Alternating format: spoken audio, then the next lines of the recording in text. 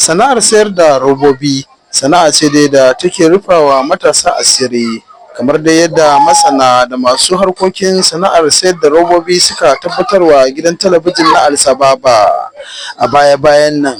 Alhaji Ibrahim Maitama, wanda aka fi sani da ɗan Iro, shine shugaban kungiyar masu sayar da robobi da ke kasuwar kofar Wambai a birnin Kano. Ya shaida cewar sana'ar nan ta sayar da robobi a yanzu fa ta zama ruwan dare, domin kuwa tana tallafawa matasa don su dogara da kansu tare da wanzar da zaman lafiya da kuma rage zaman kashe wando da tallafawa gwamnati ta inda ta gaza wajen bawa matasa ayyukan yi. Ya ce hakikanin gaskiya wannan sana'a ta sai da robobi sun gaje ta ne tun kaka da kakanni, a yanzu kuma sun sabunta ta sun kuma zamanantar da ita kamar dai yadda muke gani, kuma za a iya kalla ta cikin wannan hira da muka yi da shi ta gidan talabijin na Alsababa. Alhamdulillah, kamar yadda ka faɗa,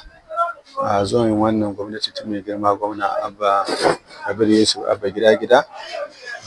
alhamdulillah za a iya cewa kulliya ta biya kuɗin sabulu,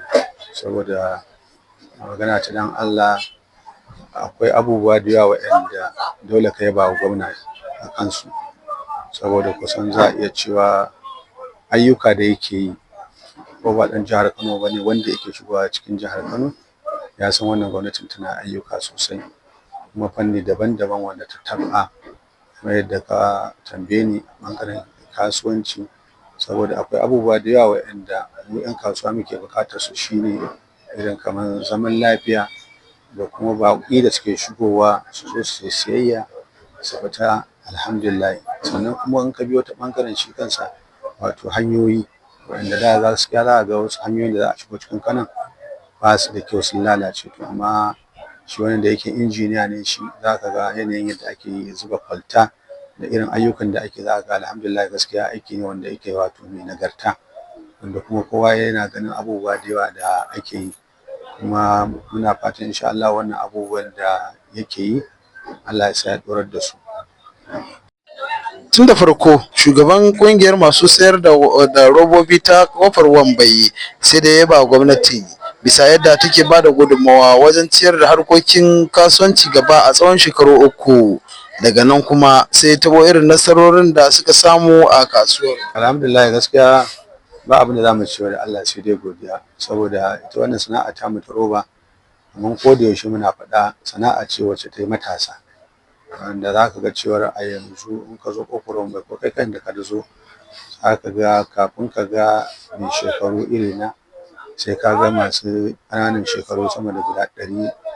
zuwa sama, waɗanda su ne wanda suka taso. Za ga wani tebur ne da shi, wani kwantena ce da shi, wani ma shago ne da shi. Sannan a nan gurin za ga masu ɗaura kaya, masu ɗorawa a kura, masu lodawa, wani ma har da delivery irin wanda za a ɗauka a babur a kai inda babu nisa. Kaga wannan sana'a ce wacce kuma shekarun baya za ka ga da bata irin wannan bunƙasa ba, to amma a yanzu kullum ƙaruwa ake yi, kullum cika ake a harkar kasuwar, kuma alhamdulillah za ka ga tana ɗaukar mutane, har yanzu bata cika ɗin yadda ake tunani ba, da duk wanda ya fito rabonsa zai samu, kuma alhamdulillah dai gwargwado ana samu. Kuma kamar yadda ka faɗa ka tambaye ni, shi ma a ɓangaren su kansu 'yan kasuwar da kuma shugabanni alhamdulillah suna ba mu haɗin kai abubuwa da yawa, don gaskiya akwai abubuwa da yawa za ka ga cewar inda ya zo wajen shugabanci alhamdulillah ko maslaha ko wata ɗan abin da za ka ga dai gaskiya mu a 'yan robobi ba kasafai za ka ga ana samun irin waɗannan matsaloli na tsakanin kwastoma da kuma shi ɗan kasuwa ba. Alhamdulillah muna da wannan kyakkyawar alaƙa, sannan dukkan jihohin da muke ma'amala da su da waɗanda suke ma maƙotanmu na ƙasashe sannan muna kasuwanci da su alhamdulillah.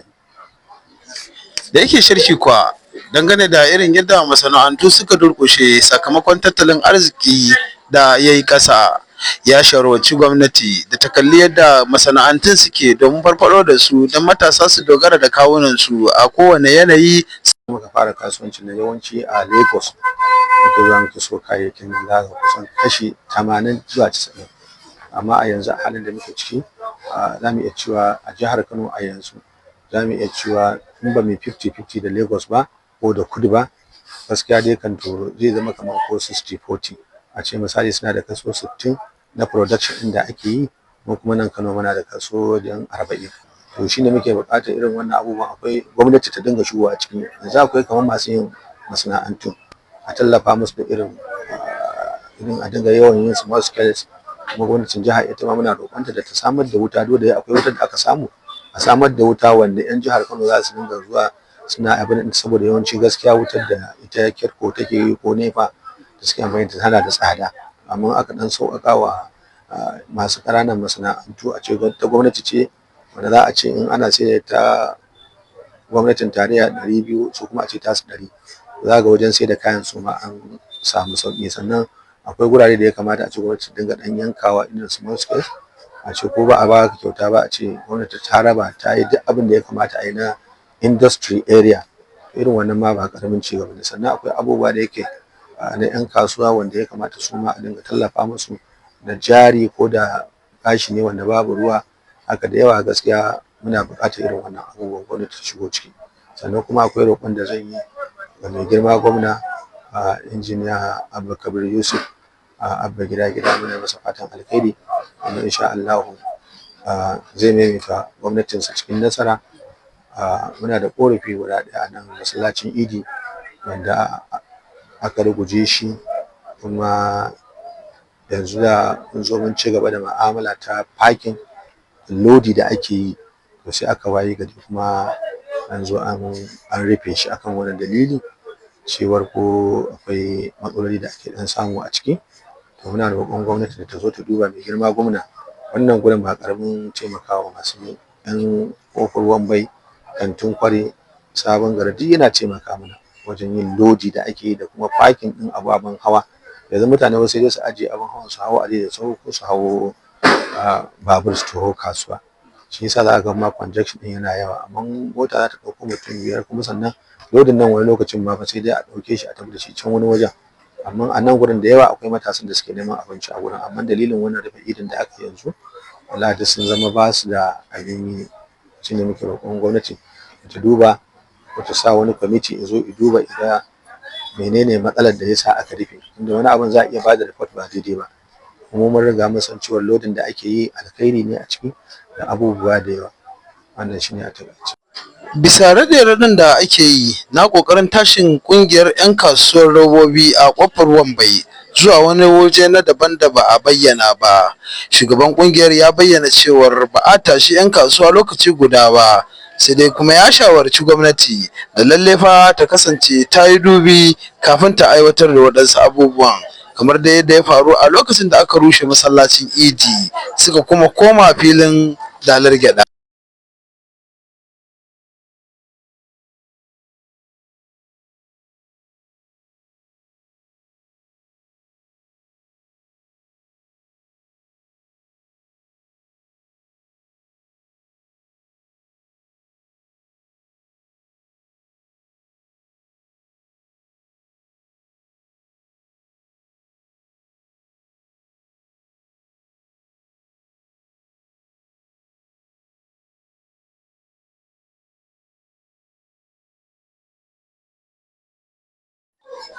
Ƙarshen rahoton kenan. Abubakar Muhammad, sashen Hausa, Alsababa TV daga Kano a Najeriya.